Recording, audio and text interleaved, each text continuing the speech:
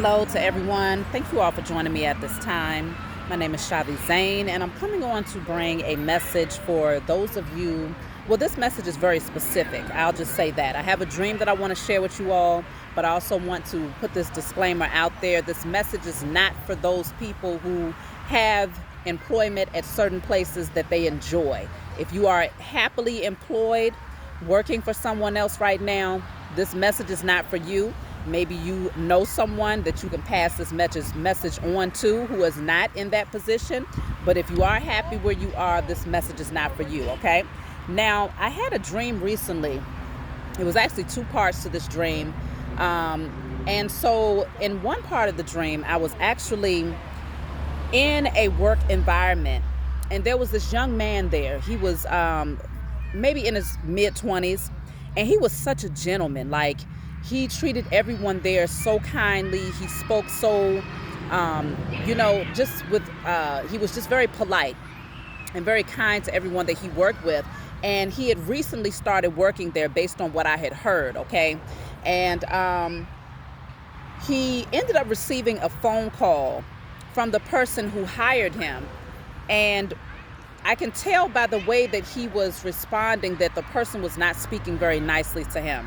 And so when he got off the phone, he started saying, this person who hired him, initially, he seemed so nice. He treated him so well, and he actually respected the fact that this young man was a gentleman and that he was polite and that he worked well with others. And he seemed to have admired those qualities about him. But it's like once he got his foot in the door, and after a few weeks of working there, suddenly this person who employed him just completely switched up on him and really started taking advantage of his kindness. And so he was saying that the person was yelling at him because he did not get a specific assignment done within a set period of time. And so I just remember feeling so bad for him because I knew that he was on the verge of getting fired. And so that part of my dream was over, and I ended up going into another part of my dream where I was the one who was actually getting hired for something. And I had to do something on a computer.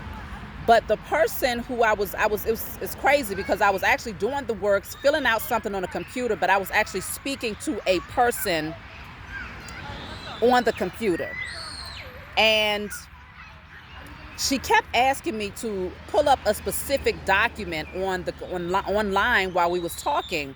And I was telling her, this is my first time. I'm not very familiar with this particular system. Can you just be patient with me? And she started getting angry through the computer. And so I was like, well, ma'am, if you don't mind, I would like to see your face. Can I just speak to you in person? And so somehow she came out of the computer and she ended up right there in front of me. Her eyes was bloodshot red. And I told her, I said, ma'am, right away I knew that she was she smoked. She smoked weed. I could tell. I used to smoke weed for 20 years. And so I said to her, I was like, ma'am, I recognize that you're not happy with your job. And I was like, I don't want the fact that you're frustrated with your position to get in the way of you seeing me as a potential hire. And, I started trying to give her advice and kind of, giving her words of encouragement or whatever. And she broke down and she started telling me how unhappy she was with her job and how, she had been there for so long, and she was apologizing to me for mistreating me or projecting her own energy off onto me. And so that was the end of the dream. Now, since then, the ironic part is that I've had quite a number of people who have reached out for personal readings, and one of the main subject matters has been employment. They're tired of their job, or they've recently left a specific position that they've been in for quite some time, or a career path, and they're ready to start brand new, but they just don't know where this is taking them. And so one thing that I want you all to understand, for those of you who are ready to move into a different direction, but you don't exactly know what that means, or you may even have a creative idea that you want to embark on, but you have yet to do it.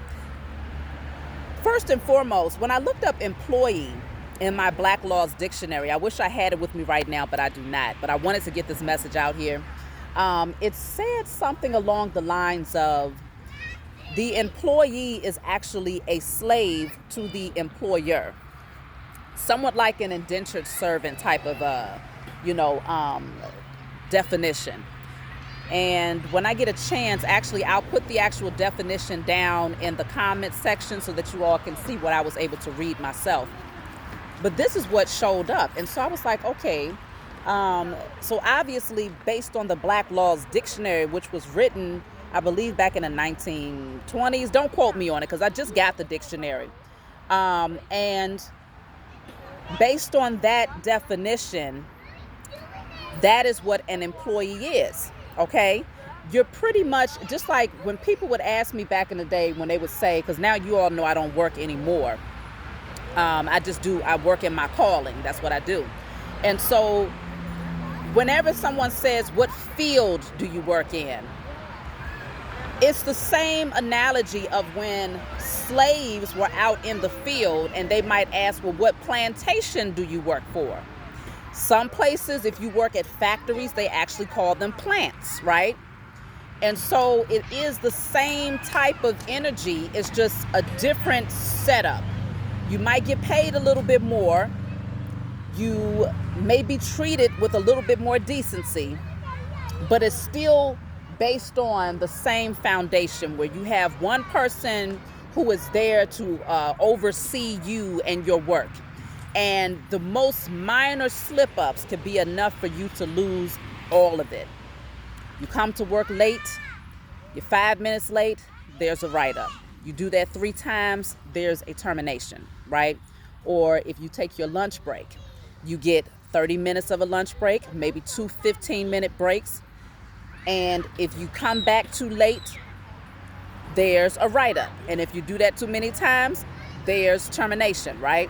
And so most of the time, those people who have these types of jobs where they're a 9-to-5 job, you'll find that the majority are working jobs where they are not able to maintain their security, even though they're putting in the sweat, blood, tears, and all of this heavy labor, getting up every morning, stressed out in terms of, well, how am I going to get there on time? It's heavy traffic. I'm running late. I got to get the kids here. And then you come back home. You go there. You put in all of this energy just to come back home, wake up, and do it again. And by the time you get paid, after 1 week or bi-weekly or salary, you still find that it's not enough for you to sustain or to live a comfortable lifestyle. And if it does provide you with a comfortable lifestyle, it's still uncomfortable because the most comfortable part of it is that it's aesthetically pleasing. You might have been able to furnish your place very nicely and get a car that looks nice and wear nice clothes and maybe get you some, a nice lunch here and there. But at the end of the day, you still don't have the comfort of what the finances provide because you don't have the time to enjoy it. Okay, so there's always something that is being lost as a result of, if you're making enough money, then you best believe that you're going to be working hard for that money, and you'll be taking losses in terms of the time that you could be spending nurturing yourself, relaxing, and spending time with family. The whole agenda of this system is to put you in survival mode, because in survival mode, this is where you're going to find that you'll overwork. You'll overwork in order to make an ends. You'll be overly focused on, well, do I have enough? Living most people from one paycheck to the next. And if, again, for those people who are secure, where you're making a decent amount of money, you may still find that you're still in survival mode because you know that at any given moment, you could lose it all if you do not stay in alignment with the strict rules and regulations and policies. And then for others, it's just the deprivation of your creativity. It's the energy of feeling as if you cannot be your authentic self. You have to take your representative to work with you and maintain a specific image that's comfortable for those people who have employed you, so that they don't, give you the side eye, or so that you can still have the potential to level up if you're looking to move up on the corporate ladder, right? So there's always something that's being taken away from you or depleted or lacking in terms of your authentic nature when it comes to working for others, most of the time. Because there are some people who actually fully enjoy working for other people, and it's been something that they've been able to find comfort in, and they don't feel depleted and all of those things. But again, this message is not for them. So I feel like what I'm picking up on is that many of you have a great idea. You have something that you are very passionate about, something that you are very excited about. And if you decide to move in on this, it's going to bring you a lot of happiness and a lot of wish fulfillment, a lot of financial security, largely because it's in alignment with who you are. It's in alignment with your purpose. It's in alignment with your calling. It's in alignment with your passions. And so you'll be able to wake up every day feeling good about doing it. You won't have to push yourself to get out of bed in the mornings, because when you are working a job that you do not enjoy, or in a career that you do not enjoy, you wake up low vibrational every day. You go to bed low vibrational every day. And in that energy, you end up getting stuck on a hamster, a karmic wheel, a karmic cycle of the same type of energy that will not allow you to truly evolve or to step into your creative gifts. Because in that energy, you're too low vibrational in order to awaken those creative gifts or to see them into fruition, okay? So you might start projects and end up self-sabotaging, largely because you might end up saying, well, I don't have the time, or I don't have the resources, or I don't have the energy after working, 9 to 5, 5 days a week, however long you do it. And then emotionally, you really just don't have the zeal and the passion for it, because a lot of it is zapped out of you. You end up losing that zeal and passion when you're doing something that's in opposition to your own happiness. And so I do see that if you all do, you know who you are. If you decide to move in and to strictly focus in on that one thing that you are passionate about, you will be very successful. You will have a lot of people that will celebrate you and support you in that. Now, I'm also seeing here that you are very clear. Many of you are very clear about what this is. Many of you are very clear. You're not in the dark in terms of the fact that you're working and surrounding yourself by people who are overly controlling, dictatorship. They possess that type of energy. People that have closed off hearts, and they're all about just, what makes sense for the company. They don't care that you have, an emergency that took place within your home, or that you are emotionally drained. Many of these employers, their main focus is, can you get here? Because if you can't, I have someone that can replace you by tomorrow. That's how they're treating you. And so I feel like you're starting to see that this is not in alignment with you. These people that you've been working with are not in alignment with you. And so some of you are going to bring the tower down yourself. Some of you have already gone through the tower moment of losing a job or walking away from a job, and you're no longer passionate about it. You've cut the cords there. And so you had to really set some healthy boundaries for yourself so that you was not in this energy of being stressed out and emotionally unbalanced, going to a place where the energy around you was people trying to control, it was like a lot of competition is what I'm picking up on, but I'm also picking up on who can outdo the other person, which is that competitive energy, but also power struggles, like who has the most power in this position, who has the most clout. Some of you was dealing with that type of energy and you got tired of it, okay? You found that there was no growth, there was no fertility in it, and so a lot of you had to muster up the courage to move into a different direction. Some of you are still working on gaining the courage and the confidence to do that, because some of you still are dealing with lack mentality and a fear of not having enough, a fear of not being able to support yourself and your family. But the good thing is that the veil has been lifted in terms of the reality of what you're dealing with, because the reality is, how can you really take losses if you're already dealing with a job or putting all of your energy into a job where you're still living check to check? You're actually taking losses by not putting that energy into something that you can really build on, that you love doing and that you're great at. You're taking more losses by not using your energy in that direction.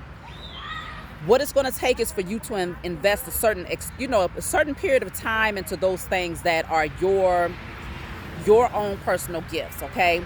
And just consider the person that you've been working for.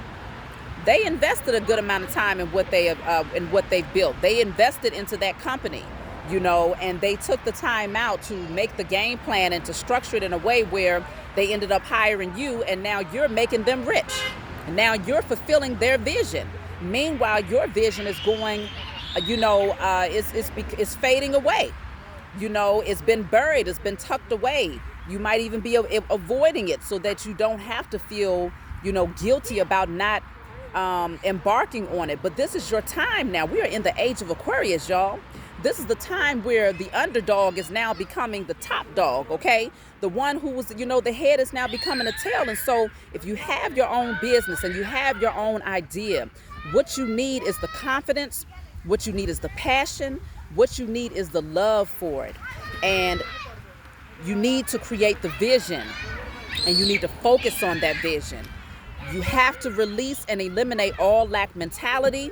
So I always tell people, if you feel like there's a fear of not having enough or a fear of taking financial losses, if you take this leap of faith, write, burn, and release. I destroy and I release all lack mentality, all poverty mentality, all fear of lack, all insecurities concerning my security in spirit and in flesh, and burn that.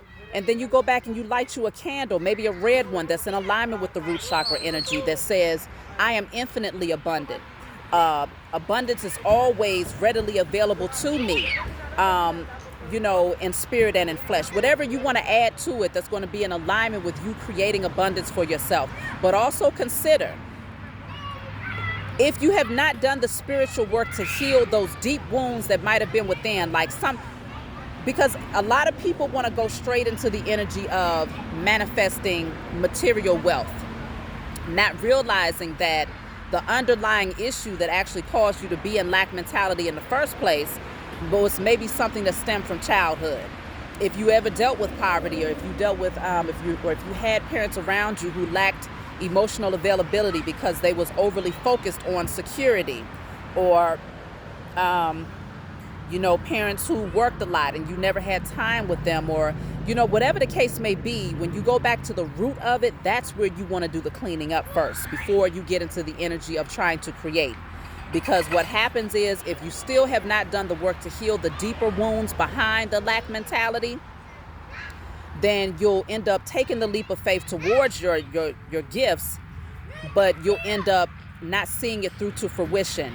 You might not be committed to the process of the growth that has to happen, because the seeds need to be planted first. So you want to walk into it knowing that whatever financial needs you have, they're going to be readily provided to you when you need them. That's true faith, okay? Before you take the leap of faith, ensure that you actually are able to exercise true faith. And trust me, I was in that position myself to know that those things will be provided for you the moment that you release lack mentality. Unexpected ways of receiving income will come to you the moment that you fully release and genuinely release lack mentality. So that's why I'm saying, before you take the leap of faith to embark on your own business, make sure that your mental state is in alignment with what you're creating. And like I said, create the vision. So for some of you, you can create it within your own mind's eye, to where you're focusing in on what this might look like for you moving ahead. Others, if you enjoy doing things like vision boards, affirmations, these are different things that needs to be done in order to move ahead. And then I also see that the solar plexus chakra will also need some work. So the solar plexus chakra deals with your confidence, it deals with your courage, it deals with your personal power, your strength, your authority. You want to work on healing your solar plexus chakra so that you are confident when you get ready to move towards your creative gift. That's very important. And so also, if you have not left your current position, you're going to need, a healed solar plexus so that you are courageous enough to take that leap of faith and to make the cuts where necessary. But I see many of you are having to do this because I feel like for some of you, if you stay in your current position, your heart chakra is blocked.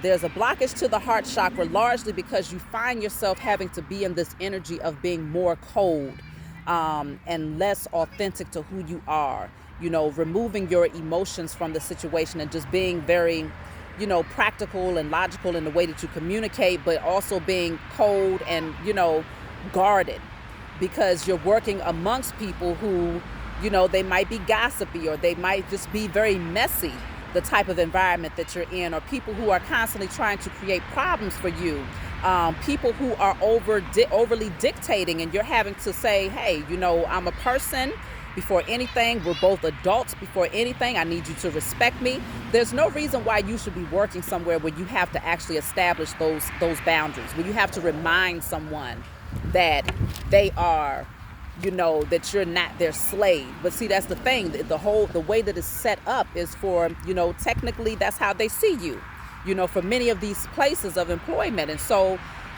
this is where, being in this age of Aquarius, we're in a totally different time now, where people are taking their power back in more ways than one.